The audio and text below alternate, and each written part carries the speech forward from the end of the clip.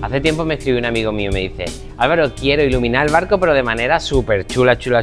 Así que le recomendé un producto y este es el resultado.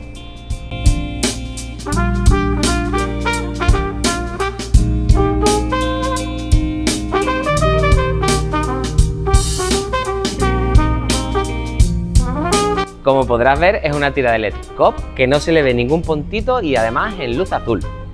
A mí me parece que ha quedado espectacular. ¿Y a ti? Déjalo en los comentarios, dale a me gusta, guarda el vídeo por si quieres tener futura referencia de cómo te quedaría una iluminación azul pura, y en mi página web tiene ahora mismo una promoción sobre esa tira de LED. ¡Nos vemos!